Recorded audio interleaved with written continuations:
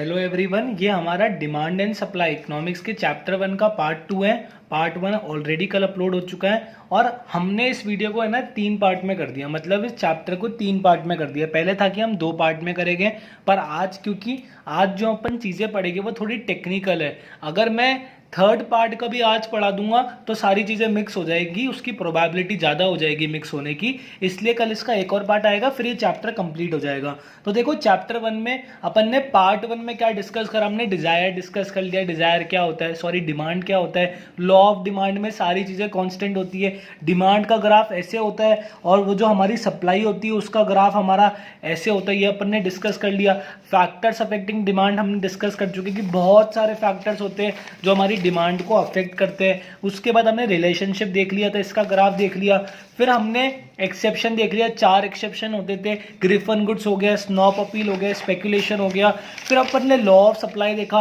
Law of supply के अंदर अपन सारी चीज डिस्कस कर चुके, इनका रिलेशनशिप डिस्कस कर चुके, इनका ग्राफ डिस्कस कर चुके। इसका क्या रिलेशनशिप है, पॉजिटिव रिलेशनशिप है। डिमांड में क्या होता है, नेगेटिव रिलेशनशिप होता है। ये सारी चीज अपन डिस्कस कर चुके लास्ट वाली वीडियो में। इक्विलिब्रियम हम डिस्कस कर चुके कि दोनों ग्राफ को मिला दो, उस पॉइंट पर ना तो शॉर्टेज होएगी ना सरप्लस होएगा। जितना अपन ने सप्लाई करा उतने की ही डिमांड होगी। ये ऑलरेडी डिस्कस हो चुका है। फिर अपन ने इलास्टिसिटी पढ़ा। इलास्टिसिटी होती क्या है, इलास्टिसिटी होती है कि डिमांड में कितना परसेंट चेंज आया।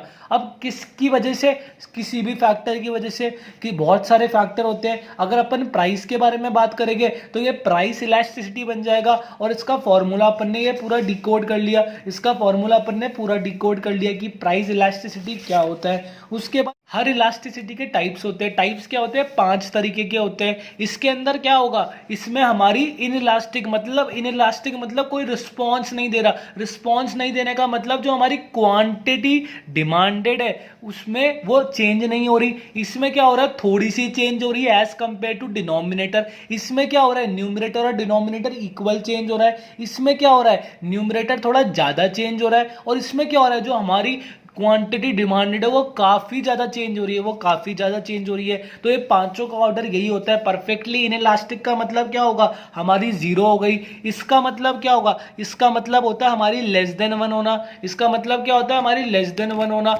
इसके बाद वाली का मतलब क्या होता है, इक्वल टू 1। इसका मतलब क्या होता है, ग्रेटर देन 1। और इसका मतलब क्या होता है, इंफिनिटी। ये दोबारा अपन देखेंगे एक और बार ये हमारी इनकम इलास्टिसिटी में। और अपन ने लास्ट वीडियो में क्या करा, हमने इन सबके ग्राफ देख लिए कि ग्राफ ऐसा होता है। और अपन ने कंक्लूड करा था कि फाइनली टाइप्स ऑफ हमारी प्राइस इलास्टिसिटी में क्या होगा, ग्राफ ऐसा है, ऐसा है, ऐसा है और ऐसा हो जाएगा। ये 0, ये लेस देन 1, ये 1, ये ग्रेटर देन 1, ये इन्फिनिटी। इसमें क्या होता है, डिमांड में कोई चेंज नहीं आता। इसमें डिमांड में स्मॉल चेंज आता है, इसमें इक्वल चेंज आता है, इसमें ज़्यादा चेंज आता है प्राइस के कंपैरिजन में, और इसमें तो बहुत ज़्यादा चेंज आता है, बहुत ज़्यादा चेंज आ जाता है। ये अपन ने लास्ट वीडियो में देखा।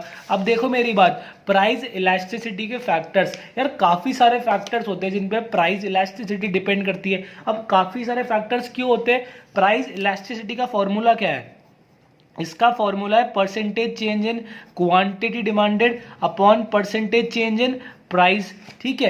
अब जिन फैक्टर्स की वजह से क्वांटिटी डिमांडेड फर्क पड़ेगी उन फैक्टर्स की वजह से इस पे भी फर्क पड़ेगा। जिन फैक्टर्स की वजह से प्राइस पे फर्क पड़ेगा उन फैक्टर्स की वजह से हमारी प्राइस इलास्टिसिटी पर भी फर्क पड़ेगा। तो काफी सारे फैक्टर्स होते हैं जो किसी भी कमोडिटी की प्राइस इलास्टिसिटी को करते हैं, मतलब इफेक्ट करते हैं। बहुत सारे फैक्टर्स होते हैं। नेसेसिटी हो गई, कोरोना के टाइम पे सैनिटाइजर्स की नेसेसिटी है, डिमांड बढ़ गई, डिमांड बढ़ने के कारण हमारी जो प्राइस इलास्टिसिटी है वो बढ़ गई। काफी सारे फैक्टर्स हैं, इनको सिर्फ ये ध्यान रख लो क्या क्या फैक्टर है। नेचर ऑफ कमोडिटी, भाई नेचर कैसा है उस कमोडिटी का। टाइम पीरियड क्या, अगर अर्जेंट होगा तो तुरंत चाहिए, डिमांड बढ़ गई। वेरियस यूज के लिए हैबिट्स क्या है, नेसेसिटी है या नहीं है, प्राइस लेवल क्या है, लो प्राइस या हाई प्राइस, ये सारे फैक्टर्स हमारी इलास्टिसिटी को अफेक्ट करते हैं और बाकी इसमें कुछ ध्यान नहीं रखना। अब आगे देखो, आगे क्या है, हमारी सेकंड इलास्टिसिटी है जिसका नाम है इनकम इलास्टिसिटी। जिसका नाम क्या है, इनकम इलास्टिसिटी। अभी मैं समझाता हूं। सबसे पहली बात देखो, इलास्टिसिटी क्या होती है कि percentage change in quantity demanded upon percentage change in other, कोई से भी फैक्टर्स हो गए, ये हमारी जनरल बात हो गई। अगर हम इसके अंदर ये कर दें, अगर अपन इसके अंदर ये कर दे प्राइस, तो ये तो हो जाएगी हमारी प्राइस इलास्टिसिटी। और अगर अपन इसके अंदर इनकम कर दे, ये जो फैक्टर्स है इसको हटा के अगर अपन इसके अंदर इनकम कर दे, इनकम ऑफ एन इंडिविजुअल कर दे, तो ये क्या हो गया, ये हमारी हो गई income elasticity. Income elasticity, income को डिनोट कैसे करते हैं, इनकम को वाई से डिनोट करते हैं। इस चीज का ध्यान रखो, कभी एमसीक्यू में आए तो ऑप्शंस को आइडेंटिफाई नहीं कर पाओगे। तो इनकम को डिनोट कैसे करते हैं, इससे। प्राइस को डिनोट कैसे करते हैं, पी से। तो हमारी प्राइस इलास्टिसिटी अपन लास्ट वीडियो में डिस्कस कर चुके हैं। आज अपन क्या डिस्कस कर रहे हैं, आज अपन इनकम इलास्टिसिटी डिस्कस कर रहे हैं। सारे कॉन्सेप्ट्स वही है, कोई खास बात नहीं, एक दो चीजों का एडिशन है, बाकी कुछ नहीं। अभी अपन देख लेते हैं, इसको अपन सिंप्लीफाई करें। सिंप्लीफाई मैं नहीं करूंगा, सिंप्लीफाई आप लोग करोगे। जैसे मैंने पिछली बार आपको बताया था वैसे इस फॉर्मूले को सिंप्लीफाई करो। सिंप्लीफाई करने के बाद आंसर क्या आएगा, आंसर डायरेक्ट ये आएगा। खुद दिमाग में सोचो, पिछले वाले का आंसर क्या था, पिछले वाले का आंसर था परसेंटेज हट गया था, सीधा change in quantity demanded upon change in income into, यहां पर इनकम है, यहां पर इनकम है, तो यहां पर क्या आएगा, ओरिजिनल इनकम। यहां पर क्या आएगा, original income upon original quantity demanded, upon original quantity demanded. ये फॉर्मूला आएगा नहीं आएगा इसको सिंप्लीफाई करने में, तो इस चीज को भी अपन को ध्यान रखनी है। ये हमारी जनरल बात हो गई। इलास्टिसिटी क्या होती है कि डिमांड में कितना परसेंट चेंज आएगा, किसी भी फैक्टर की वजह से हो सकता है। अगर वो फैक्टर प्राइस है तो हमारी प्राइस इलास्टिसिटी होगी। अगर वो फैक्टर इंडिविजुअल की इनकम है, इंडिविजुअल की इनकम कैसे, अगर मेरी इनकम ज्यादा होगी तो मैं डिमांड ज्यादा की करूंगा, मेरे को ये भी चाहिए वो भी चाहिए। मेरी इनकम कम होगी तो मैं डिमांड कम की करूंगा।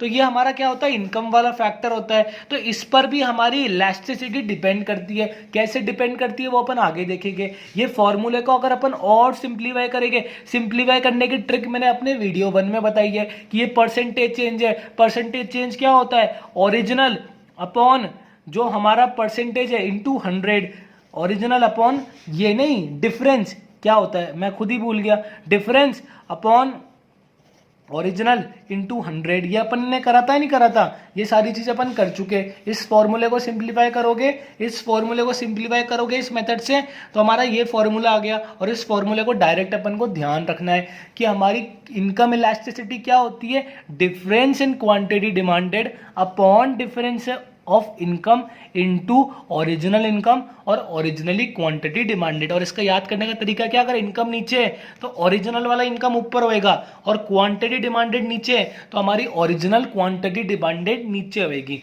इतनी बात समझ में आई। अब देखो, सबसे पहले ना ये जो दो फॉर्मूले अपन ने सीखे, दो फॉर्मूले अपन सीखे, इसका एक एमसीक्यू देख लो, क्योंकि यार एमसीक्यू अपने कोर्स में नहीं है, पर जब अपन ने कोई फॉर्मूला सीखा है ना तो उसको अप्लाई करना आना चाहिए। अपन ने क्या सीखा था, फाइंड आउट प्राइस इलास्टिसिटी। ये क्या पूछ रहा है, प्राइस इलास्टिसिटी निकालो। प्राइस इलास्टिसिटी निकालने का फॉर्मूला क्या था, price elasticity is equals to quantity demanded change in difference in quantity demanded upon difference in price into original price into original quantity demanded. ये फॉर्मूला था, ठीक है, ये फॉर्मूला था। अब क्वेश्चन पढ़ो क्या है, quantity demanded change from 1000 units to 5000 units. मतलब पहले क्वांटिटी डिमांडेड 1000 थी, अब 5000 यूनिट्स हो गई। तो इसका डिफरेंस क्या होगा, इसका डिफरेंस क्या होगा, 5000 माइनस 1000, 5000 माइनस 1000। अब उसके बाद नीचे वाला प्राइस का देखो तो क्या होगा, 5000 माइनस 1000। अब देखो इसकी प्राइस, प्राइस में क्या डिफरेंस है, प्राइस पहले 100 थी अब 200 हो गई, इनका डिफरेंस क्या हुआ, इनका डिफरेंस हुआ 100, ठीक है। अब देखो ओरिजिनल प्राइस कितनी है, ओरिजिनल प्राइस कितनी है 100, फिर ओरिजिनल डिमांड कितनी है, ओरिजिनल डिमांड हमारी 1000 थी, ओरिजिनल डिमांड हमारी 1000 थी, इसको काटा, ये क्या हुआ 5000 माइनस 1000 4000, 4000 डिवाइडेड बाय 1000, आंसर क्या हो गया 4। समझ में आ रहा है नहीं आ रहा। हमने क्या करा, अगर कभी कोई आपसे इनकम इलास्टिसिटी निकालना पूछे, फॉर्मूला हमें रटा हुआ है, अगर फॉर्मूले की एप्लीकेशन ही नहीं आएगी तो फिर हमारा तो पढ़ने का मतलब ही खराब हो गया। तो सिंपल सी बात है, हमें दोनों चीज दे रखी होगी, दोनों का डिफरेंस निकाल लो, उनके उनके ओरिजिनल से मल्टीप्लाई कर दो और जो आंसर आया वो अपनी इलास्टिसिटी हो गई, जो आंसर आया वो अपनी इलास्टिसिटी हो गई, इसमें कोई डाउट नहीं होगा। इसके बाद एक और देख लो जो अपन ने रिसेंट करा है, इनकम इलास्टिसिटी। कोई आपको बोले कि इनकम इलास्टिसिटी निकालनी है, क्या निकालनी है? Income elasticity. इनकम इलास्टिसिटी का फॉर्मूला बोलो। इनकम इलास्टिसिटी का फॉर्मूला है change in demand upon, sorry ये इनकम इलास्टिसिटी है, change in demand upon change in income into original income upon original demand. ठीक है, ये सारी चीज हो गई। अब इसमें चेंज इन डिमांड देखो 20 से लेके 22,000 हो गई, मतलब 2000 का चेंज आया। चेंज इन इनकम देखो, इनकम पहले कितनी थी, सॉरी इनकम थी इतनी, ये नीचे आएगा, और क्वांटिटी डिमांडेड कितनी थी 5000 से 6000 हो गई, मतलब डिफरेंस कितने का है 1000 का है। डिफरेंस कितने का है 1000 का, और इसमें डिफरेंस कितने का है 2000 का है। ठीक है, अब इसमें ओरिजिनल इनकम देखो, ओरिजिनल इनकम कितनी थी, ओरिजिनल इनकम हमारी 20000 थी, 20000 एज इट इज लिख दिया। अब ओरिजिनल डिमांड कितनी थी, ओरिजिनल डिमांड हमारी 5000 थी। ठीक है, 1 2 3, 1 2 3 काटना तो आता ही होगा, 1 1 2 1 2, क्या बचा, क्या बचा 20, क्या बचा इसमें, 1 मिनट रुको, ज्यादा कट गएगा जीरो, ये 3 से 3 कटेंगे और ये 3 से लेके 3 कटेंगे, तो आंसर क्या हुआ 20 अपॉन 10 आंसर हुआ। तो इलास्टिसिटी क्या हो गई, इलास्टिसिटी हमारी 2 हो गई। समझ में आ रहा है मेरी बात या नहीं आ रही? देखो इतनी सी बात है, अभी तक अपन ने 2 चीज सीखी है, एक अपने इनकम इलास्टिसिटी समझी है और एक हमने प्राइस इलास्टिसिटी समझी है, और हमने इनका एक एक फॉर्मूला देख लिया कि कभी न्यूमेरिकल्स आ जाए, कभी ऐसे सिंपल क्वेश्चन आ जाए तो हमें फॉर्मूला यूज करना तो आना चाहिए जो अपन ने रटा है। ठीक है, जो अपन ने रटा भी है और समझा भी है। अब देखो types of income elasticity, types of income elasticity देखो, जैसे हमारे उसके टाइप्स थे, जैसे हमारे प्राइस इलास्टिसिटी के 5 टाइप थे, वैसे ही हमारे इनकम इलास्टिसिटी के 5 टाइप होते हैं। उसको देखो, सबसे पहले अपन ये वाला देखेंगे। इसका मतलब क्या है, जिन लोगों ने लास्ट वीडियो ढंग से देखी है वो लोग आराम से डिकोड कर सकते हैं। इसका मतलब क्या है, इसका मतलब क्या है, सबसे पहली बात, अरे ये देखो मैंने सब में ईपी लिख दिया, ई वाई होगा, पता नहीं क्यों, सॉरी। ठीक है, ये सब में ई वाई होगा ना, क्योंकि अपन इनकम इलास्टिसिटी की बात कर रहे हैं, अपन इनकम इलास्टिसिटी की बात कर रहे हैं, तो इसका क्या होगा ई वाई होगा, ऑब्वियस सी बात है। तो देखो सबसे पहली बात अपन 1 का देखें, यूनिटरी के अंदर क्या होता है, ई वाई का मतलब क्या होता है, ई वाई का मतलब होता है percentage change in quantity demanded upon percentage change in income elasticity, percentage change in income elasticity.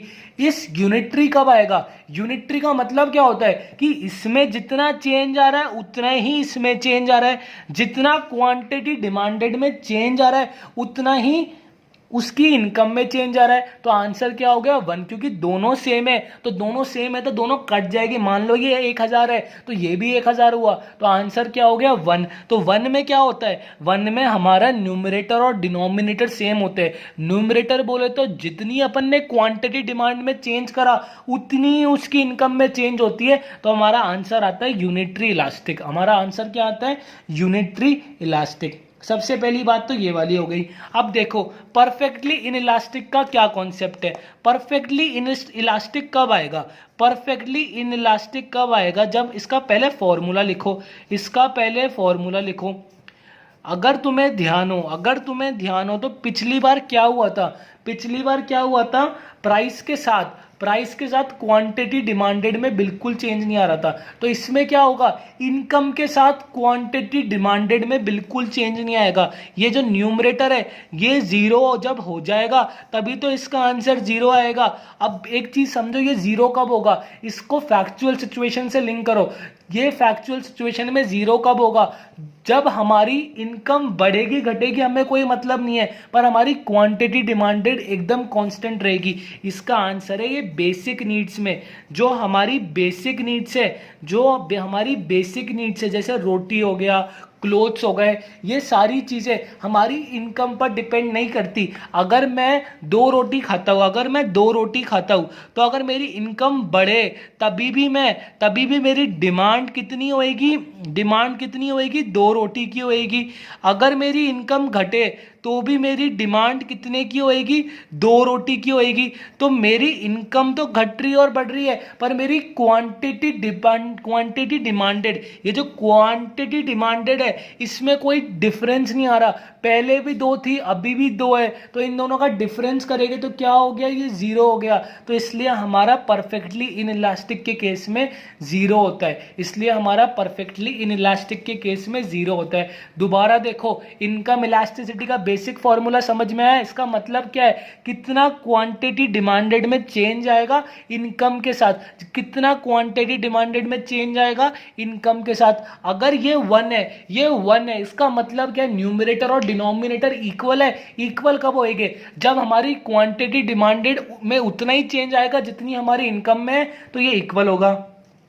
Perfectly inelastic का मतलब क्या हुआ, ये 0 है। ये 0 कब आएगा, जब हमारा न्यूमरेटर 0 हो जाएगा। न्यूमरेटर 0 का मतलब क्या हुआ, हमारी क्वांटिटी डिमांडेड में बिल्कुल चेंज नहीं आ रहा, हमारी क्वांटिटी डिमांडेड में बिल्कुल चेंज नहीं आ रहा। अब ऐसा प्रैक्टिकल लाइफ में कब पॉसिबल है, प्रैक्टिकल लाइफ में ऐसे पॉसिबल है अगर हमारी इनकम बढ़ेगी या घटेगी तो भी कोई फर्क नहीं पड़ता, हम जितना खाना खाएंगे उतना ही खाएंगे, एक आइडियल सिचुएशन देखे तो इसलिए इसके अंदर क्या हो गया, बेसिक नीड्स, ये चीज ध्यान रखनी है। अगर क्वेश्चन में आए कि हमारी इनकम इलास्टिसिटी, देखो मैं साथ में एमसीक्यू भी बता रहा हूं, हमारी इनकम इलास्टिसिटी 0 किस पर होती है, 0 किस पर होती है, बेसिक नीड्स के गुड पर आती है, अर्जेंट नीड के गुड्स पर आती है, इंफीरियर गुड्स पे आती है, या सुपीरियर गुड्स पे आती है। तो आंसर क्या होगा, हमारे बेसिक नीड्स के गुड पे हमारी जो परफेक्टली इनइलास्टिक है या फिर जो हमारी इनकम इलास्टिसिटी है वो 0 हो जाती है। इतनी बात समझ में आई।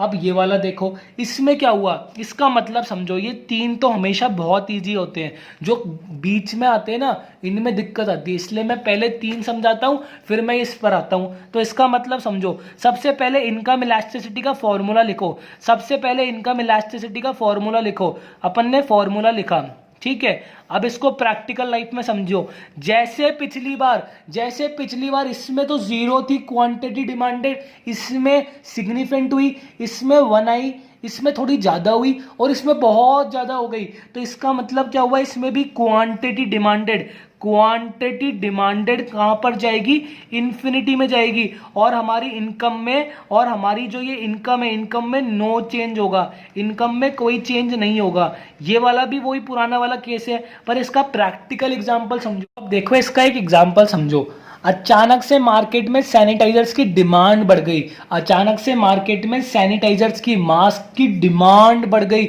इनकम तो लोगों की उतनी ही है पर अचानक से डिमांड बढ़ गई, तो ये किसका एग्जांपल हुआ, परफेक्टली इलास्टिक का एग्जांपल हुआ। अचानक से इतनी डिमांड बढ़ गई, आज तक 200 साल में इतनी डिमांड नहीं होगी जितनी अब बढ़ गई। तो यही चीजें मैंने डिस्कस कर रखी है। एक बार पहले इन 3 को देखो। सबसे पहले क्या है, बेसिक नीड्स के अंदर, बेसिक नीड्स में यार मेरी इनकम बढ़ेगी तो भी मेरी उतनी नीड होगी, क्वांटिटी डिमांडेड, मैं 2 रोटी खाऊंगा तो 2 ही खाऊंगा। अगर मेरी इनकम कम होगी तो मेरी तभी भी मेरी क्वांटिटी डिमांडेड तो इतनी होगी, मैं एक शर्ट पहनूंगा तो एक ही शर्ट पहनूंगा, ऐसा थोड़ी है कि मैं 2-2 शर्ट पहन लूंगा, ठीक है। तो इसमें बेसिक नीड्स में हमारी क्वांटिटी डिमांडेड में कोई चेंज नहीं आता, कोई चेंज मतलब 0 चेंज आया, और 0 चेंज का मतलब क्या हुआ, हमारी ईवाई क्या हो गई, 0 हो गई। इतनी बात समझ में आई। ये वाला देखो, demand increases drastically without change in income of individual. अचानक से डिमांड बढ़ गई, लोग लॉकडाउन में अचानक से सारी राशन की दुकान पे इकट्ठा हो गए थे उस दिन, कर्फ्यू वाले दिन, तो अचानक से डिमांड बढ़ गई, लोगों की इनकम में फर्क आया नहीं आया, पर डिमांड अचानक से बढ़ गई। कितनी बढ़ गई, इनफाइनाइट बढ़ गई, बहुत ज्यादा बढ़ गई। पूरे इंडिया में अचानक से आटे की डिमांड बढ़ गई जब लॉकडाउन होने वाला था, जब लॉकडाउन इंप्लीमेंट होने वाला था, राशन की कमी हो सकती थी क्योंकि लोगों की डिमांड अचानक से इतनी बढ़ गई। तो ये हमारा क्या हो गया, इनफाइनाइट हो गया, ये हमारा इनइलास्टिक हो गया, और ये हमारा बीच का हो गया भोला बाला, जिसके अंदर दोनों चीजें इक्वल होती है। अब अपन 2 की और बात करते हैं। 2 कौन से, ये वाले और ये वाले। इनको समझने के लिए एक डिफरेंट ट्रिक अडॉप्ट हुई है। जैसे पिछले वाले में तो मैंने कहा था कि इसमें ऊपर न्यूमरेटर कम हो गया, इसमें थोड़ा ज्यादा हो गया, तो अपन ने वैसे सीखा था। इस वाले में अपन थोड़े अलग तरीके से सीखेंगे। देखो कैसे। सबसे पहले देखो, सुपीरियर और इंफीरियर गुड्स। इनकम इलास्टिसिटी के अंदर सुपीरियर, इंफीरियर और बेसिक नीड्स, इन 3 का बहुत इंपॉर्टेंस है। तो बेसिक नीड्स के केस में क्या होगा, कितना इसकी ईपी की वैल्यू रहेगी, ई वाई की कितनी वैल्यू रहेगी, ये अपन देख चुके हैं। ठीक है, अब इन दोनों के केस में देखो, सुपीरियर गुड्स के केस में क्या होगा, अरे सुपीरियर गुड्स के केस में क्या होगा, जो महंगी चीजें है, अगर मेरी इनकम बढ़ेगी, अगर मेरी इनकम बढ़ेगी तो मेरी डिमांड भी बढ़ेगी, क्योंकि मैं ज्यादा पैसे वाली चीज अफोर्ड कर पाऊंगा, और मेरी इनकम कम होगी तो मेरी डिमांड कम होगी, क्योंकि मैं सुपीरियर खरीद नहीं पाऊंगा, मेरे पास इतने पैसे नहीं होंगे। तो ये रिलेशनशिप क्या है, ये रिलेशनशिप क्या है, रिलेशनशिप ऑब्जर्व करो, ये पॉजिटिव है नेगेटिव है, ये हमारा पॉजिटिव रिलेशनशिप है। पॉजिटिव रिलेशनशिप का मतलब क्या हुआ, पॉजिटिव इलास्टिसिटी है। इसका मतलब क्या हुआ, मोर देन वन वाली इलास्टिसिटी है। इसका मतलब क्या हुआ, मोर देन वन वाली इलास्टिसिटी है। हमारे पास कितने ऑप्शन बचे थे, देखो दोबारा समझो, हमने ये वाला कर लिया, हमने ये वाला कर लिया, हमने ये वाला कर लिया, अब हमारे पास दो ऑप्शन बचे। इस वाले केस में तो हमारी इलास्टिसिटी लेस देन वन होती है और इसमें ग्रेटर देन वन होती है। अब हमारे पास दो ऑप्शन है और दो ही हमारे पास केस बचे, अपन को कहीं ना कहीं फिट करना है। तो कैसे फिट करा अपन ने, सुपीरियर गुड्स के केस में क्या होता है, सुपीरियर गुड्स में अगर मेरे पास ज्यादा पैसे होंगे तो मैं सुपीरियर चीजों की डिमांड ज्यादा करूंगा, अगर मेरे पास कम पैसे होंगे तो मैं उन सुपीरियर चीज की डिमांड कम करूंगा। ये रिलेशनशिप कैसा है, पॉजिटिव रिलेशनशिप है। इसमें देखो इंफीरियर गुड्स में क्या होगा, अगर मेरी इनकम ज्यादा होगी तो मैं सस्ती चीजें क्यों खरीदूंगा, मैं नहीं खरीदूंगा, मेरी डिमांड कम हो जाएगी। इंफीरियर गुड्स के केस में अगर मैं 2-3-4 करोड़ रुपए कमाता हूंगा तो मैं सस्ती 1-1 2-2 रुपए वाली टॉफियां नहीं खरीदूंगा, और अगर मेरी इनकम कम होगी, अगर मेरी इनकम कम होगी तो मैं वो 1-1 2-2 रुपए वाली टॉफियां ही खरीदूंगा। समझ में आ रही है मेरी बात। इसमें रिलेशनशिप कैसा है, नेगेटिव रिलेशनशिप है। नेगेटिव रिलेशनशिप का क्या मतलब हुआ, लेस देन वन रिलेशनशिप है। लेस देन वन का मतलब क्या हुआ, लेस देन वन का मतलब क्या हुआ, ये रिलेटिवली इनइलास्टिक है। और जो वो वाला था वो क्या है, वो मोर देन वन हुआ, क्योंकि उसका पॉजिटिव है तो वो क्या हो गया, मोर देन वन हो गया, वो हमारा मोर देन वन हो गया। अब दोबारा समझो, नहीं आया होगा समझ, कोई दिक्कत नहीं है, अभी आ जाएगा। सबसे पहली बात, टाइप्स, ये क्या होता है, इनकम इलास्टिसिटी क्या होता है, इसका एक न्यूमेरिकल देख लिया और पुराने वाले का भी एक न्यूमेरिकल देख लिया। अब टाइप्स ऑफ इनकम इलास्टिसिटी समझो। टाइप्स ऑफ इनकम इलास्टिसिटी में वही हो गया, 5 तरीके की हो गई। क्या हो गई, 5 तरीके की हो गई। इनमें 3 के नाम है, 3 के किसके नाम है, सबसे पहली बात इसका नाम है, इसका नाम क्या है, बेसिक नीड्स के। अगर हमारी बेसिक नीड्स के गुड्स होएंगे तो हमारी जो क्वांटिटी डिमांडेड है उसमें कोई फर्क नहीं होगा। अगर मैं एक पैंट पहनता हूं तो एक ही पैंट पहनूंगा, ऐसा नहीं कि मैं 2 से लेके 3 पैंट पहन के घूमूंगा क्योंकि मेरी इनकम ज्यादा हो गई। तो जो हमारे बेसिक नीड्स के गुड है उनमें कोई फर्क नहीं पड़ता, और उनमें फर्क नहीं पड़ता तो इसके अंदर इनकम इलास्टिसिटी कितनी होगी, 0 होगी। सबसे पहली चीज तो अपन ने ये देख ली। उसके बाद देखो ये वाला यूनिटरी वाला, यूनिटरी का मतलब क्या हुआ, 1, मतलब दोनों सेम है। इसमें क्या हुआ, ड्रास्टिकली जो हमारी क्वांटिटी डिमांडेड है वो बहुत बढ़ गई। कोरोना वायरस के कारण, लॉकडाउन के कारण सैनिटाइजर्स की सेल, सैनिटाइजर्स की डिमांड बहुत बढ़ गई, तो इसको अपन क्या बोलेंगे, परफेक्टली इलास्टिक बोलोगे। अब हमारे 2 केस बचे, एक में तो ग्रेटर देन 1 वैल्यू होती है और एक में लेस देन 1 वैल्यू होती है। अब इनको अपन दोबारा निकालते हैं। कितने केस बचे, 2। उनका नाम क्या है, इंफीरियर गुड्स है, और एक का नाम है सुपीरियर गुड्स है। इंफीरियर गुड्स है और सुपीरियर गुड्स है। इंफीरियर गुड्स में केस में क्या होगा, अगर हमारी पैसे ज्यादा हो गए तो हम 1-1 2-2 रुपए वाली टॉफियां नहीं खरीदेंगे। इंफीरियर गुड्स का मतलब क्या हुआ, सस्ते गुड्स हम नहीं खरीदेंगे, और अगर हमारी इनकम कम होगी तो हम वो सस्ते गुड्स ही प्रिफर करेंगे। इसका मतलब क्या हुआ, ये रिलेशनशिप कैसा है, ये रिलेशनशिप हमारा नेगेटिव रिलेशनशिप है। और नेगेटिव रिलेशनशिप का मतलब क्या हुआ, लेस देन 1 हुआ है, नहीं हुआ, दिमाग लगाओ। नेगेटिव रिलेशनशिप का मतलब क्या हुआ, it is less than 1। Less than 1 का मतलब क्या हुआ, ये इसके अंदर जाके फिट हो जाएगा, रिलेटिवली इनइलास्टिक। रिलेटिवली इनइलास्टिक में क्या फिट होगा, इंफीरियर गुड्स फिट होगे। सुपीरियर में क्या होगा, क्वांटिटी डिमांडेड है, जितनी ज्यादा हमारी इनकम होगी उतनी ज्यादा हम डिमांड करेंगे, जितनी कम इनकम होगी उतनी कम डिमांड करेंगे। और इसका मतलब क्या हुआ, इसका इसका मतलब क्या हुआ, ये हमारा पॉजिटिव रिलेशनशिप है। पॉजिटिव रिलेशनशिप का मतलब क्या हुआ, ग्रेटर देन 1 है, तो ये फिट कहां पर होगा, ये हमारा रिलेटिव इलास्टिक में, जिसकी वैल्यू ग्रेटर देन 1 है, जिसकी वैल्यू ग्रेटर देन 1 है उसमें जाके फिट हो जाएगा। ये थोड़ी टेक्निकल हो रही है चीजें, थोड़ी टेक्निकल हो रही है, पर क्या करें, सीएसईटी की मजबूरी है, हमें समझना पड़ेगा। अगर सक्सेसफुल होना है, अगर हमें हमारे मिशन में पास होना है तो चीजों को समझना पड़ेगा। अगर मैं आपको कोई चीज एक एक दो दो बार समझा रहा हूं तो आपको कम से कम उसको 5 बार रिवाइज करना पड़ेगा, तब चीजों की क्लैरिटी आएगी, तब चीजों की क्लैरिटी आएगी।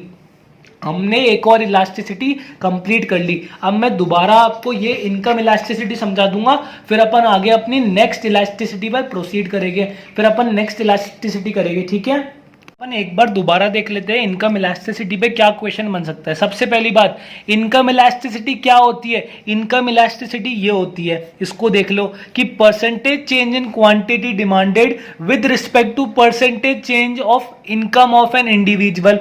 इनकम को डिनोट कैसे करते हो, वाई से। ये सारे मैं एमसीक्यूज बता रहा हूं, आप कान खोल के सुन लो। फॉर्मूला क्या होता है इसका, एक फॉर्मूला तो ये होता है जिसमें स्टार्टिंग का जो हमारी डेफिनेशन है उससे हमने इसको एज इट इज उठा रखा है और फिर हमने इसको सिंप्लीफाई करके ये फॉर्मूला बनाया है। इन दो फॉर्मूले को ध्यान रखो, इस फॉर्मूले की एप्लीकेशन को ध्यान रखो कि कैसे डिफरेंस लेना है, कैसे डिफरेंस लेना है। और ओरिजिनल ये उल्टा होगा, अगर हमने नीचे y रखा है तो ओरिजिनल ऊपर y का होगा, इनकम का होगा। ये बात समझ में आ गई। उसके बाद क्या ध्यान रखना है, उसके बाद हमें ये चीजें ध्यान रखनी है, उसके बाद अल्टीमेटली हमें ये चीज ध्यान रखनी है कि इसमें भी 5 टाइप्स के होते हैं। सबसे पहली चीज क्वेश्चन में ये पूछेगा, जब हमारा EY, जब हमारी इनकम इलास्टिसिटी जीरो किस केस में होती है, किन गुड्स के केस में हमारी इनकम इलास्टिसिटी जीरो होती है। तो हमें सीधा बेसिक नेसेसिटी गुड्स के नीड्स में, बेसिक नीड्स के गुड में,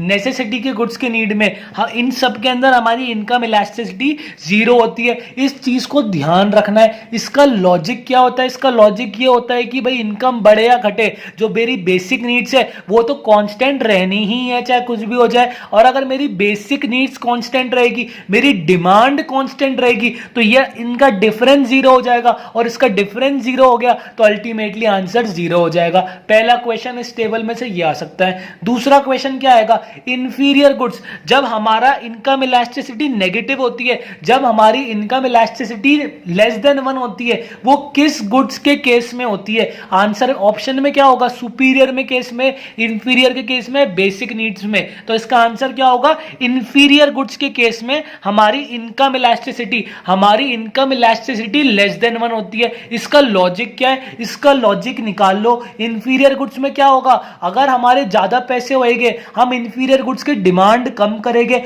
और अगर हमारी कम इनकम होगी तो हम सस्ते गुड्स खरीदेंगे। तो ये रिलेशनशिप क्या है, ये रिलेशनशिप नेगेटिव है। नेगेटिव बोले तो लेस देन 1 हुआ, हमारे पास दो ही ऑप्शन बचे। नेगेटिव बोले तो लेस देन 1 हुआ, लेस देन का 1 का मतलब क्या हुआ, relatively inelastic, relatively inelastic. Unitary में क्या होगा, दोनों इक्वल होएंगे, तो आंसर क्या होगा, इनकम इलास्टिसिटी 1 होएगी। इसमें क्या होगा, सुपीरियर गुड्स के केस में हमारी इनकम इलास्टिसिटी क्या होगी, ये क्वेश्चन आएगा। ये क्वेश्चन आएगा तो क्या आंसर करोगे, हमारी इनकम इलास्टिसिटी ग्रेटर देन 1 होगी। इसका लॉजिक क्या है, इसका लॉजिक यही है कि ज्यादा पैसे होएंगे हम उनकी ज्यादा डिमांड करेंगे, अगर कम पैसे होएंगे हम सुपीरियर गुड्स की कम डिमांड करेंगे। इनका रिलेशनशिप क्या है, पॉजिटिव रिलेशनशिप है। ये मैं वीडियो 1 में डिस्कस कर चुका हूं। पॉजिटिव रिलेशनशिप का मतलब क्या हुआ, obviously it is greater than 1। Greater than 1 का मतलब क्या हुआ, इन दोनों में से बचा कौन, ये वाला बचा जिसके अंदर ग्रेटर देन 1 होती है, मतलब रिलेटिवली इलास्टिक। हमारा इसका आंसर हो गया सुपीरियर गुड्स के केस का। और जिसमें ड्रास्टिकली बढ़ जाएगी इनकम इलास्टिसिटी, इंफिनिटी किस केस में होती है, परफेक्टली इलास्टिक के केस में होती है, परफेक्टली इलास्टिक के केस में होती है। अगर ये समझ में आ गया होगा तो जो नेक्स्ट है, जो इसके नेक्स्ट है, टोटल 3 इलास्टिसिटी है। टोटल कितनी है हमारी, 3 इलास्टिसिटी है जो हमें डिस्कस करनी है। 3 इलास्टिसिटी है। पहली इलास्टिसिटी हमारी किसके बेस्ड है, प्राइस इलास्टिसिटी, जो कि प्राइस पे डिपेंड करती है, जिसकी डिमांड प्राइस पे डिपेंड करती है। तीसरी इलास्टिसिटी है हमारी इनकम इलास्टिसिटी, जो अपन डिस्कस कर चुके। और थर्ड हमारी इलास्टिसिटी है जिसका नाम है क्रॉस इलास्टिसिटी, जिसका नाम है क्रॉस इलास्टिसिटी। इसका मतलब क्या हुआ, देखो क्रॉस इलास्टिसिटी के अंदर हमें दो कॉन्सेप्ट देखने। जैसे हमने इनकम में क्या देखे, एक तो हमने देखा बेसिक नीड्स का, बेसिक नीड्स के केस में क्या होएगी, एक हमने देखा सुपीरियर गुड्स होएगी, सुपीरियर गुड्स होएगी तो क्या होगा, और एक हमने देखा अगर हमारी इंफीरियर गुड्स होएगी, अगर हमारी इंफीरियर गुड्स होगी तो हमारी इनकम इलास्टिसिटी क्या होगी। ये हम तीन डिस्कस कर चुके। इस केस में क्या होगा, क्रॉस इलास्टिसिटी में भी तीन आएगी, क्रॉस इलास्टिसिटी में भी तीन आएगी, जिसका नाम क्या है, कॉम्प्लीमेंट्री गुड्स, जिसका नाम है कॉम्प्लीमेंट्री गुड्स। एक और का नाम क्या है, कॉम्प्लीमेंट्री गुड्स हो गया, सब्स्टिट्यूट गुड्स हो गया, और एक और अपन डिस्कस करेंगे, मेरे माइंड से स्लिप हो रही है चीज, एक मिनट रुको। एक और का क्या नाम है, नॉन रिलेटेड गुड्स हो गया, नॉन रिलेटेड गुड्स हो गया। इन तीन को अपन को डिस्कस करना है। जैसे अपन ने ये तीन डिस्कस करी है, वैसे तीन करके हमारा cross elasticity of demand complete हो जाएगा, cross elasticity of demand complete हो जाएगा। इसको मूव ऑन करने से पहले सबसे पहले कॉम्प्लीमेंट्री गुड्स और सब्स्टिट्यूटरी गुड्स का मतलब समझो, इन दोनों का मतलब समझो। इनको कवर करने से पहले कॉम्प्लीमेंट्री और सब्स्टिट्यूट गुड्स का मतलब समझो। देखो सबसे पहली बात, कॉम्प्लीमेंट्री गुड्स क्या होते हैं, सब्स्टिट्यूट गुड्स क्या होते हैं। सब्स्टिट्यूट गुड्स का बेस्ट एग्जांपल बोलते हैं टी एंड कॉफी का, टी एंड कॉफी का। सब्स्टिट्यूट गुड्स का मतलब होता है जो एक दूसरे को रिप्लेस करे, जो एक दूसरे को रिप्लेस करे। और कॉम्प्लीमेंट्री गुड्स क्या होते हैं, जो एक दूसरे को सपोर्ट करे। ये चीज ध्यान रखना, ये कॉन्सेप्ट इकोनॉमिक्स में बहुत कॉमन है। हमारे सब्स्टिट्यूट गुड्स क्या होते हैं, जो एक दूसरे को रिप्लेस करे, और कॉम्प्लीमेंट्री गुड्स क्या होते हैं, जो एक दूसरे को सपोर्ट करे। तो हमारे सब्स्टिट्यूट गुड्स में क्या आता है, टी एंड कॉफी। अब देखो क्रॉस इलास्टिसिटी का मतलब क्या है, क्रॉस इलास्टिसिटी का मतलब क्या है। सबसे पहली बात, इसका फॉर्मूला क्या है, इसका फॉर्मूला तो वही है, demand upon price, demand upon price. अब सुनना मेरी बात, डिमांड तो हमें एक प्रोडक्ट की देखेंगे और प्राइस दूसरे प्रोडक्ट की देखेंगे, बस। क्रॉस इलास्टिसिटी भी प्राइस वाली इलास्टिसिटी है, पर इसमें क्या हो रहा है कि सेम प्रोडक्ट की नहीं देख रहे। डिमांड तो हम एक प्रोडक्ट की देखेंगे और प्राइस हम दूसरे प्रोडक्ट की देखेंगे। इतनी बात समझना। अब मैं बताऊं कैसे। जैसे कि टी की प्राइस ज्यादा हुई, अगर टी बहुत महंगी हो जाएगी, अगर टी बोलो 10,000 रुपीज पर केजी बिकेगी, तो लोग क्या करेंगे, अपने आप कॉफी पर शिफ्ट हो जाएंगे, अपने आप कॉफी पर शिफ्ट हो जाएंगे, क्योंकि ये दोनों रिप्लेसेबल है। टी कॉफी एक तरीके से दोनों रिफ्रेश करने के काम आती है अपने आप को, तो अपन दोनों को रिप्लेस करके यूज कर सकते हैं। अगर मैं टी अफोर्ड नहीं कर पाऊंगा तो मैं अल्टीमेटली कॉफी की डिमांड बढ़ा दूंगा, और अगर टी की प्राइस कम होएगी तो मैं टी ही खरीदूंगा, तो कॉफी की डिमांड भी कम हो जाएगी, कॉफी की डिमांड भी कम हो जाएगी। ये हमारे सब्स्टिट्यूट गुड्स आते हैं, ये हमारे सब्स्टिट्यूट गुड्स आते हैं। सब्स्टिट्यूट गुड्स का मतलब क्या हुआ, जो गुड्स एक दूसरे को रिप्लेस कर दे। क्रॉस इलास्टिसिटी क्या होता है, इसमें अपन चेक तो डिमांड ही करेंगे, किसके रिस्पेक्ट में, प्राइस के रिस्पेक्ट में ही चेक करेंगे, जैसा अपन प्राइस इलास्टिसिटी में कर चुके हैं। पर इस केस के अंदर प्रोडक्ट दो होएंगे, एक का डिमांड देखेंगे और दूसरे की प्राइस देखेंगे, तभी इसका नाम है क्रॉस इलास्टिसिटी। अगर ये दोनों प्रोडक्ट सेम हो गए तो ये हमारी प्राइस इलास्टिसिटी बन जाएगी। अभी दोनों प्रोडक्ट अलग है, डिमांड किसी और की देख रहे हैं, डिमांड इसकी देख रहे हैं, प्राइस इसकी दिख रहे हैं। प्राइस टी की बढ़ रही है तो लोग अपनी डिमांड बढ़ा रहे हैं कॉफी की, टी की प्राइस कम हो रही है तो लोग अपनी डिमांड कम कर रहे हैं कॉफी की। ये इसका किसका एग्जांपल है, सब्स्टिट्यूट गुड्स का एग्जांपल है। कॉम्प्लीमेंट्री गुड्स का एग्जांपल देखो, जो एक दूसरे को सपोर्ट करते हैं। इसका best example car and petrol का है, इसका best example car and petrol का। बहुत ही कॉमन, बहुत ज्यादा कॉमन एग्जांपल्स है कि इसमें इसका क्या एग्जांपल है। देखो, कार की प्राइस बढ़ गई, अगर कार की प्राइस बढ़ जाएगी तो लोग कार थोड़ी कम खरीदेंगे, और अगर लोग कार कम खरीदेंगे तो पेट्रोल की डिमांड कम हो जाएगी, पेट्रोल की डिमांड कम हो जाएगी। समझ में आ रही है मेरी बात, माइंड में सोचो, ढंग से सोचो। कार की प्राइस कम हो गई, कार की प्राइस कम हो गई, 1000 लोगों ने कार खरीद ली तो 1000 लोग अपना पेट्रोल भी तो भरवाएंगे, तो पेट्रोल की डिमांड ऑटोमेटिकली बढ़ जाएगी। ये दोनों एक दूसरे को सपोर्ट कर रहे हैं। ऐसा नहीं कि कार की प्राइस बढ़ गई तो अपन पेट्रोल में बैठ के चलने लग जाएंगे। अरे भाई, सब्स्टिट्यूट का मतलब तो होता है इसकी जगह अपन इसको यूज कर ले, कार की जगह पेट्रोल को थोड़ी यूज कर सकते हैं। ये तो एक दूसरे को सपोर्ट कर रहा है, ये तो एक दूसरे को सपोर्ट कर रहा है, इसलिए ये हमारा कॉम्प्लीमेंट्री गुड्स है। दोबारा समझो, हमने 3 इलास्टिसिटी देखी। इलास्टिसिटी का मतलब ही क्या होता है? परसेंटेज चेंज, परसेंटेज चेंज इन हमारी डिमांड में। जो हमारी परसेंटेज चेंज है डिमांड में, किसके रिस्पेक्ट में? बहुत सारे फैक्टर्स होते हैं, बहुत सारे फैक्टर्स होते हैं। अभी अपन क्या पढ़ रहे हैं? प्राइस, ये इलास्टिसिटी ऑफ डिमांड पढ़ रहे हैं अपन, इलास्टिसिटी ऑफ डिमांड पढ़ रहे हैं, तो अपन हर चीज डिमांड के रिस्पेक्ट में देख रहे हैं। डिमांड के रिस्पेक्ट में बहुत सारे फैक्टर होते हैं। सबसे पहला फैक्टर हमने देखा प्राइस इलास्टिसिटी का, और उसके टाइप्स भी अपन ने डिस्कस कर लिए। फिर अपन ने इनकम इलास्टिसिटी देखा और उसके टाइप्स भी अपन ने डिस्कस कर लिए कि बेसिक नीड्स में हमारी इनकम इलास्टिसिटी कितनी होएगी? 0। सुपीरियर के केस में कितनी होएगी? इंफीरियर के केस में कितनी होएगी? और उसका क्या नाम होगा? ये अपन ऑलरेडी डिस्कस कर चुके हैं। अब क्रॉस इलास्टिसिटी समझो। Cross elasticity exactly price elasticity है, जिसमें अपन क्वांटिटी डिमांडेड और क्वांटिटी और प्राइस देखेंगे। पर इसमें क्या होगा, क्योंकि इसका नाम क्रॉस है, अपन क्वांटिटी डिमांडेड एक प्रोडक्ट की देखेंगे और प्राइस अपन दूसरे प्रोडक्ट की देखेंगे, और फिर जो अपन इलास्टिसिटी निकालेंगे उसको अपन बोलेंगे क्रॉस इलास्टिसिटी, जिसका सिंबल क्या है? ईसी। इसका सिंबल क्या है? ईवाई। इसका सिंबल क्या है? ईपी। इसका सिंबल क्या है? ईसी, जिसका नाम है क्रॉस इलास्टिसिटी।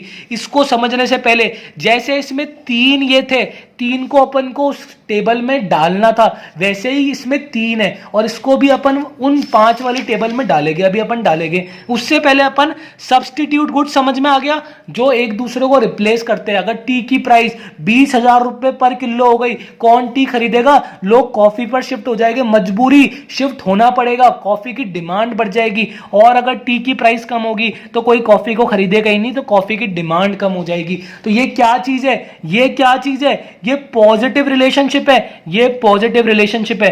पॉजिटिव रिलेशनशिप का क्या मतलब हुआ? Greater than 1। इसका मतलब क्या हुआ? EC is greater than 1। अभी अपन इसको आगे फिट कर देंगे एज इट इज, अभी तो मैं एक बार ऐसे ही समझा रहा हूं। इसका मतलब क्या हुआ? कार एंड पेट्रोल, कार की प्राइस बढ़ गई, लोगों ने कार कम खरीदी, तो जो लोगों ने नहीं खरीदी उसकी वजह से पेट्रोल की डिमांड में कमी आई, इसकी वजह से ये सारी चीजें हुई। ये क्या चीज है? ये नेगेटिव रिलेशनशिप है। ये क्या चीज है? नेगेटिव रिलेशनशिप है। नेगेटिव रिलेशनशिप का मतलब क्या हुआ? अब तो अपन 2 बार कर चुके, इसका मतलब लेस देन 1 हुआ। इसका मतलब क्या हुआ? ईसी हमारी क्या है? ईसी हमारी लेस देन 1 है, लेस देन 1 है। मतलब बताओ, इसका मतलब है रिलेटिवली इनइलास्टिक है, रिलेटिवली इनइलास्टिक है। जाके पीछे टेबल में चेक करो। और इसका मतलब क्या है? इसका मतलब ये हमारा रिलेटिवली इलास्टिक है। इसका मतलब क्या हुआ? इसका मतलब अल्टीमेटली ये हुआ, जो कॉम्प्लीमेंट्री गुड्स आया, अगर कभी हमें एमसीक्यू में पूछे कि क्रॉस इलास्टिसिटी कॉम्प्लीमेंट्री गुड्स की कितनी होती है, क्या होती है? क्रॉस इलास्टिसिटी किसकी? कॉम्प्लीमेंट्री गुड्स की कितनी होती है? तो आपका आंसर क्या होगा? आप ये सब चीजें सॉल्व कर लेना कि कार बढ़ी, पेट्रोल बढ़ी, नेगेटिव रिलेशन है, नेगेटिव का मतलब लेस देन 1 है, लेस देन 1 का मतलब क्या हुआ? जो सेकंड वाला कॉलम होता है, सेकंड वाला कॉलम क्या है हमारा? रिलेटिवली इलास्टिक है, रिलेटिवली इनइलास्टिक है। और इसमें ईसी कितना होता है? ईसी लेस देन 1 होता है। यही चीज अपन आगे डिस्कस करने वाले हैं। एक बार मैंने आपको ब्रीफ ओवरव्यू दे दिया क्रॉस इलास्टिसिटी का, ठीक है। अब देखो नॉन रिलेटेड प्रोडक्ट, चलो अपन ये भी आगे डिस्कस कर लेते हैं, क्योंकि ये पेज बहुत सारा मिक्स हो गया, इस पेज में बहुत सारी चीजें मिक्स हो गई। तो देखो आगे क्या चीज है, आगे वही चीज गिवन है। क्रॉस इलास्टिसिटी क्या होती है?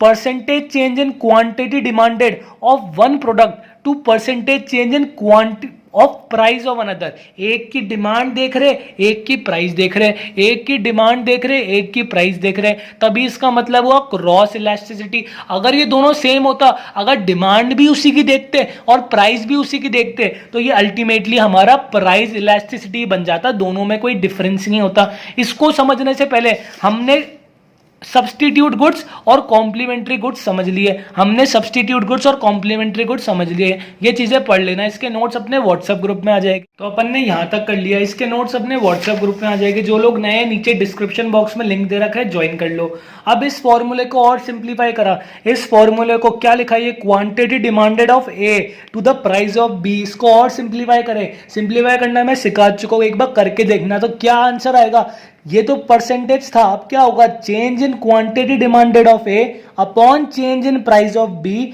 Into original price of B into original quantity demanded of A. ये हमारा क्रॉस इलास्टिसिटी का फॉर्मूला आ गया। इसको एज इट इज ध्यान रख लेना, एमसीक्यूज में हो सकता है डायरेक्ट फॉर्मूला ही पूछे और 4 ऑप्शन दे कि हमारा क्रॉस इलास्टिसिटी का फॉर्मूला क्या होता है। तो एक प्रोडक्ट, सेकेंड प्रोडक्ट की ऊपर और फर्स्ट प्रोडक्ट की नीचे, इस चीज को ध्यान रखना, इस चीज को ध्यान रखना, इस कोरिलेशन को ध्यान रखना कि हमेशा इलास्टिसिटी के अंदर ऐसा ही होता है, हमेशा इलास्टिसिटी के फॉर्मूले में ऐसा ही होता है। अब देखो क्रॉस इलास्टिसिटी, जैसे हमने इनकम इलास्टिसिटी पढ़ी थी वैसे ही क्रॉस इलास्टिसिटी है। सबसे पहले इसकी बीच वाली देखो, बीच वाली क्या बोलता है, जितना ऊपर क्वांटिटी में ए में चेंज आएगा उतना ही बी की प्राइस में चेंज आएगा, उसको अपन बोलेंगे यूनिटरी, उसको अपन बोलेंगे यूनिटरी इलास्टिक बोलेंगे, जिसमें EC1 होगा। ये तो बहुत बेसिक चीज है, ये तो तीनों में सेम है, इसमें कोई नया कॉन्सेप्ट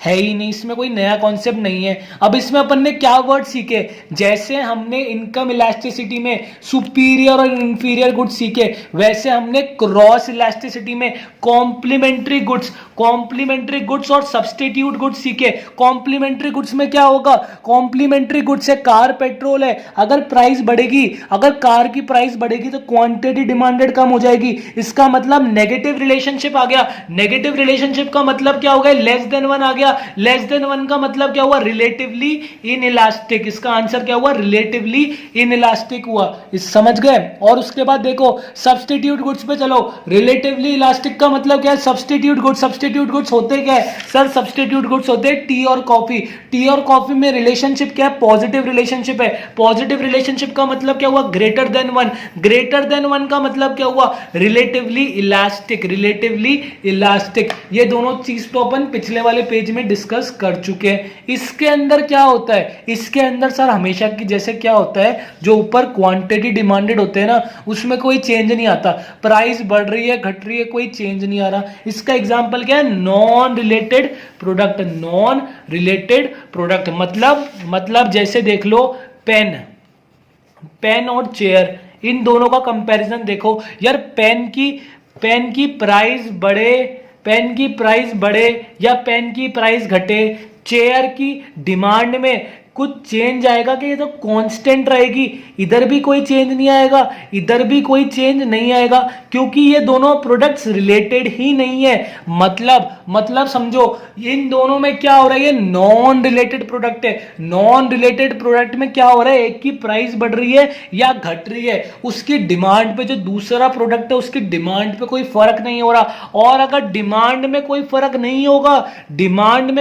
नहीं होगा तो जो हमारा फॉर्मूला बोलता है, हमारा फॉर्मूला क्या बोलता है, percentage change in quantity demanded of A upon percentage change in quantity price of B. ये हमारा फॉर्मूला बोलता है अगर हमारी क्वांटिटी डिमांडेड में 0 हो गया, कोई चेंज नहीं होगा, तो हमारा EC क्या हो जाएगा, हमारा EC 0 हो जाएगा। तो EC 0 कब होगा, जब दो प्रोडक्ट्स नॉन रिलेटेड हो। क्रॉस इलास्टिसिटी में सबसे पहला MCQ क्या बनेगा, नॉन रिलेटेड प्रोडक्ट्स के केस में EC की वैल्यू क्या होगी और उसका नाम क्या होगा। सर नॉन रिलेटेड प्रोडक्ट्स में हमारी क्वांटिटी डिमांडेड चेंज नहीं होगी तो हमारी EC 0 होगी और इसका नाम क्या होगा, इसका नाम होगा परफेक्टली इनइलास्टिक। सेकंड क्वेश्चन क्या होगा, कॉम्प्लीमेंट्री गुड्स के केस में EC की वैल्यू क्या होगी। सर कॉम्प्लीमेंट्री गुड्स के केस में इनका रिलेशन नेगेटिव आएगा। नेगेटिव रिलेशन का मतलब लेस देन 1 होगा और लेस देन 1 EC किसको डिनोट करता है, ये रिलेटिवली इनइलास्टिक को डिनोट करता है। फिर यूनिटरी वाली में क्या होगा, यूनिटरी में सर दोनों सेम होएगा। जितना उसकी क्वांटिटी डिमांडेड चेंज होएगी उतना ही दूसरे प्रोडक्ट की प्राइस में चेंज आएगा। तो दोनों डिनोमिनेटर और न्यूमरेटर जब इक्वल होएंगे तो ईसी क्या होगा, 1 होगा, इसका कोई नाम नहीं है। फिर सब्स्टिट्यूट गुड्स के केस में क्या होगा, सब्स्टिट्यूट गुड्स के केस में दोनों एक दूसरे को सपोर्ट करेगी तो डायरेक्ट रिलेशनशिप होगा, मतलब पॉजिटिव रिलेशनशिप होगा। पॉजिटिव रिलेशनशिप का मतलब ग्रेटर देन 1 होगा, और ग्रेटर देन 1 का मतलब इसका आंसर क्या होगा, रिलेटिवली इलास्टिक। इसका आंसर क्या होगा, रिलेटिवली इलास्टिक। उसके बाद देखो परफेक्टली इलास्टिक में हमेशा की जैसे क्या होता है, जो हमारा ऊपर वाला वो होता है, जो हमारे फॉर्मूले में क्वांटिटी डिमांडेड होती है वो अचानक से बढ़ जाती है। वो क्वांटिटी डिमांडेड हमारे ऊपर वाले फॉर्मूले में अचानक से बढ़ जाती है, इन्फिनिटी के पास पहुंच जाती है, तो उसको अपन क्या बोलते हैं, उसको अपन बोलते हैं परफेक्टली इलास्टिक। परफेक्टली इलास्टिक का क्या नाम है, इसका नाम है परफेक्ट सब्स्टिट्यूट। इसका नाम क्या है, परफेक्ट सब्स्टिट्यूट। इसका नाम क्या है, परफेक्ट सब्स्टिट्यूट। अब परफेक्ट सब्स्टिट्यूट का कॉन्सेप्ट समझो। इसमें हमेशा क्या होता है, क्वांटिटी डिमांडेड चेंज हो जाती है, फ्लक्चुएटिंग होती है, और प्राइस में कोई चेंज नहीं आता, प्राइस में कोई चेंज नहीं आता। For example we can say Coke and Coca Cola, इनकी दोनों की प्राइस में कोई चेंज नहीं है, प्राइस सेम है, पर कभी कोको कोला की डिमांड बहुत ज्यादा बढ़ गई और कोक की कम हो गई, कभी कोक की डिमांड बहुत ज्यादा बढ़ गई और कोको कोला की कम हो गई। तो ये क्या है, परफेक्ट सब्स्टिट्यूट है। ये वाला तो नॉर्मल सब्स्टिट्यूट है, टी और कॉफी, और ये क्या है, परफेक्ट सब्स्टिट्यूट। इनकी प्राइस में कुछ चेंज नहीं आता, डिनोमिनेटर में चेंज नहीं आता, पर पता नहीं किन्हीं कारणों की वजह से जो हमारा क्वांटिटी डिमांडेड है वो काफी चेंज हो जाता है, और उसके चेंज होने की वजह से हमारी परफेक्ट इलास्टिसिटी हो जाती है, हमारी परफेक्ट इलास्टिसिटी हो जाती है। अब देखो एक बार मैं दोबारा इसकी समरी दे रहा हूं जिससे कि आप लोग कंफ्यूज ना हो। सबसे ये वाला तो अपन कल देख चुके। इस केस में क्या होता है, देखो ये ऑर्डर वही चल रहा है, ये ऑर्डर का ध्यान रखो, ये ऑर्डर यही है। सबसे पहले वाले में 0 होगी, माइंड में फिक्स कर लो। सबसे पहले वाले में 0 होएगी, फिर लेस देन 1 होएगी, फिर इक्वल टू 1 होएगी, फिर ग्रेटर देन 1 होएगी, फिर इंफिनिटी होएगी। इनके रीजन माइंड में फिक्स कर लो और इनके नाम माइंड में फिक्स कर लो। 1 से क्या आता है, यूनिटरी इलास्टिक। इंफिनिटी से क्या आता है, परफेक्ट इलास्टिक। इससे क्या होता है, परफेक्ट इन इलास्टिक। और इनके बीच में क्या होता है, रिलेटिव इन इलास्टिक। इसके बीच में क्या होता है, रिलेटिव इलास्टिक। नाम फिक्स कर लिए और इनकी वैल्यू दिमाग में फिक्स कर ली, इनकी वैल्यू दिमाग में फिक्स कर ली। फिर आज वाला पेपर का आ गया ये वाला। इनकम इलास्टिसिटी में क्या हुआ, इसमें 0 है, इसमें लेस देन 1 है, इसमें 1 है, इसमें ग्रेटर देन 1 है, इसमें इंफिनिटी है। इनके नाम उसी ऑर्डर में लिख रखे, इनके नाम उसी ऑर्डर में लिख रखे। इसका एक और नाम दे दिया, इसका एक और नाम क्या दे दिया, बेसिक नीड्स के अंदर। बेसिक नीड्स में इनकम इलास्टिसिटी के अंदर पी की वैल्यू 0 होती है, जो हमारी ई वाई है उसकी वैल्यू 0 होती है। ठीक है, इसका क्या नाम दे दिया, इसका इंफीरियर गुड्स नाम दे दिया। इंफीरियर गुड्स के केस में रिलेटिव इन इलास्टिक के अंदर ई वाई की वैल्यू लेस देन 1 होती है, इसका कोई नाम नहीं है। इसका भी नाम दे दिया एक सुपीरियर गुड्स, इनके एग्जाम्पल ऐड कर दिए। सुपीरियर गुड्स के अंदर इनकम इलास्टिसिटी में, सुपीरियर गुड्स में ई वाई की वैल्यू क्या होती है, ग्रेटर देन 1 होती है। तो 3 एडिशनल नाम आए, बेसिक नीड्स आया, इंफीरियर आया, सुपीरियर आया। क्रॉस इलास्टिसिटी में देखो, क्रॉस इलास्टिसिटी में भी ऑर्डर वही है, 1 2 3 4 5, और वही है 0 less than 1 equal to 1 greater than 1 and infinity. इसका नाम क्या दे दिया, इसका नाम नॉन रिलेटेड प्रोडक्ट्स दे दिया। इसका नाम बोलो या इसका एग्जाम्पल बोलो। इस केस का एग्जाम्पल क्या दे दिया, नॉन रिलेटेड प्रोडक्ट्स के अंदर हमारी ईसी की वैल्यू क्या होती है। ईसी बोले तो क्रॉस इलास्टिसिटी की वैल्यू नॉन रिलेटेड प्रोडक्ट्स में क्या होती है, एमसीक्यू यहीं से आने वाला है। कॉम्प्लीमेंट्री गुड्स के केस में ईसी की वैल्यू क्या होती है, इसको याद कैसे करोगे। कॉम्प्लीमेंट्री गुड्स का एग्जांपल सोचो, इनका रिलेशनशिप सोचो, इनके रिलेशनशिप से आंसर क्या आएगा, लेस देन 1। और जो माइंड में अपन ने टेबल फीड करी है, 0 less than 1 equal to 1 greater than 1 and infinity, और जो इनके नाम फीड करे उसके अंदर इन चीजों को पुट करो, उनको इसके अंदर पुट करो और आंसर निकालो। इसमें क्या होगा, क्वेश्चन क्या आएगा, सब्स्टिट्यूट गुड्स में। सब्स्टिट्यूट सब्स्टिट्यूट गुड्स में हमारी क्रॉस इलास्टिसिटी की वैल्यू क्या होती है? नेगेटिव होती है, पॉजिटिव होती है, जीरो होती है, इंफिनिटी होती है। आंसर क्या होगा? ग्रेटर देन 1 होती है, दैट इज पॉजिटिव होती है। पॉजिटिव रिलेशनशिप होता है, इनका क्या होता है? पॉजिटिव रिलेशनशिप होता है। और अल्टीमेटली अगर क्वेश्चन आए कि ईसी की वैल्यू इन्फिनिटी किन केसों में होती है? परफेक्ट सब्स्टिट्यूट एग्जिस्ट नहीं करते, पर एज अ एग्जांपल बता दिया मैंने, कोक एंड कोको कोला, इस पे कंट्रोवर्सी क्रिएट मत करना। परफेक्ट सब्स्टिट्यूट कभी एग्जिस्ट नहीं करते हैं, पर एक एग्जांपल के तौर पे बताएं तो परफेक्ट सब्स्टिट्यूट हमारे क्या होते हैं? जिनमें एकदम हमारी इनकम इलास्टिसिटी, जो हमारी क्रॉस इलास्टिसिटी है, वो क्या होती है? इन्फिनिटी। क्या होती है? इन्फिनिटी होती है। अपन ने ये भी डिस्कस कर लिया, हमने डिस्कस भी कर लिया और 1 2 3 4 बार रिवाइज भी कर लिया। अब डिमांड साइड का इलास्टिसिटी अपन ने कंप्लीट कर लिया। डिमांड साइड का एक और हैवी टॉपिक बच रहा है, फिर अपन कल सप्लाई करेंगे। सप्लाई के 1 2 टॉपिक बच रहे हैं, बहुत छोटे छोटे हैं, कोई आधे घंटे की वीडियो बनेगी, उसमें हो जाएगा। अब अपन एक बार डिमांड साइड का एक और टॉपिक करते हैं। देखो, डिमांड किस की वजह से होती है? इंक्रीज और डिक्रीज।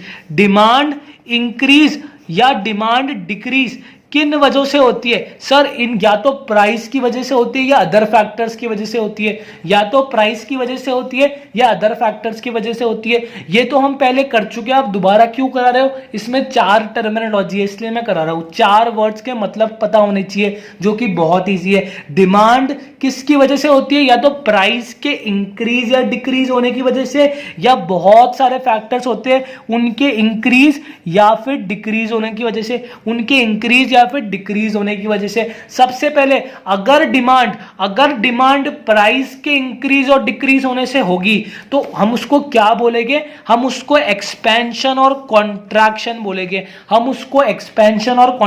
बोलेंगे। मतलब अगर हमारी डिमांड में when demand is affected with increase और decrease in price keeping all the other factors constant, इसका मतलब अगर हमारी डिमांड में, क्वेश्चन कैसा आएगा? What will be the name when the demand is increase as respect to price. मतलब demand में चेंज आ रहा है। यार एक बात समझो, इसको पढ़ो, क्या लिखा है? ये क्या लिखा है? इसमें ये लिखा है कि डिमांड में चेंज आना चाहिए। डिमांड में चेंज कब आना चाहिए? प्राइस के इंक्रीज और डिक्रीज की वजह से आना चाहिए। अगर डिमांड बढ़ी तो उसका नाम क्या होगा? एक्सपेंशन होगा। अगर डिमांड घटी प्राइस के बढ़ने से, इसका नाम क्या होगा? कॉन्ट्रैक्शन होगा। बस इतनी सी टर्म समझनी है जो डायरेक्ट एमसीक्यू में आएगी, बाकी दिमाग नहीं लगाना। अब देखो, दोबारा सुनो, डिमांड बढ़ती है और घटती है, किन वजहों से घटती है? हमने हमारे चैप्टर 1 में, अभी इस पार्ट 1 में स्टार्टिंग के पेज में करा था। या तो प्राइस के बढ़ने से या प्राइस के घटने से डिमांड बढ़ती है, घटती है, या फिर काफी सारे फैक्टर्स होते हैं, सेक्स रेशो, एडवर्टाइजमेंट, इनकम, इनके बढ़ने और घटने की वजह से भी डिमांड में फर्क आता है। तो हमने इनको 2 पार्ट में डिवाइड कर दिया। अगर प्राइस के घटने और बढ़ने से डिमांड बढ़ेगी या घटेगी, उसको अपन बोलेंगे एक्सपेंशन और कॉन्ट्रैक्शन। और अदर फैक्टर्स की वजह से अगर डिमांड बढ़ेगी और घटेगी तो उसको अपन बोलेंगे इंक्रीज इन डिमांड या डिक्रीज इन डिमांड। बस 4 टर्म समझ लो, हमारा ये वाला पार्ट कंप्लीट हो गया। समझ रहे हो? एक्सपेंशन का मतलब क्या हुआ? एक्सपैंड। क्या एक्सपेंड हो रही है? डिमांड की बात कर रहे हो तो डिमांड एक्सपेंड होगी। एक्सपेंशन का मतलब क्या हुआ? डिमांड एक्सपेंड हो रही है। कॉन्ट्रैक्शन का मतलब हुआ कॉन्ट्रैक्ट हो रही है, मतलब कंप्रेस हो रही है। क्या कंप्रेस हो रही है? ऑब्वियस सी बात है, डिमांड कंप्रेस हो रही है। ऑब्वियस सी बात है, डिमांड कंप्रेस हो रही है। समझ में आ रहा है? डिमांड कंप्रेस क्यों होगी? जब इसकी प्राइस बढ़ेगी। इसमें कब कंप्रेस होगी? जब इसकी प्राइस कम होगी, तभी मतलब एक्सपैंड होगी। इतनी बात समझ में आ गई? 1 2 बार वर्ड्स गलत हो जाते हैं, उसको थोड़ा रेक्टिफाई कर लिया करो, ठीक है?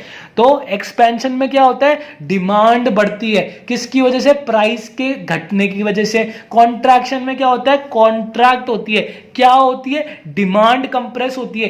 क्यों होती है? प्राइस के इंक्रीज होने की वजह से। अब उसको इंग्लिश में लिख रखा है, when quantity demanded increases due to change in price it is known as expansion. क्या क्वेश्चन आएगा? क्वेश्चन भी यही आएगा। क्वेश्चन कैसे आएगा? इस पे क्वेश्चन देखो, when demand increases or decreases with respect to price it is either known as expansion or contraction. When demand decreases with respect to decreases with respect to increase in price, it is known as contraction, and when demand increases with respect to decrease in price, it is known as expansion. बस इतनी सी चीज है. Demand को दो part में divide कर रखा है. एक है हमारा प्राइस के फैक्टर और एक है अदर फैक्टर. प्राइस के अंदर अगर डिमांड इंक्रीज होगी तो एक्सपेंशन होगा, प्राइस के अंदर अगर डिमांड डिक्रीज होगी तो कॉन्ट्रैक्शन होगा.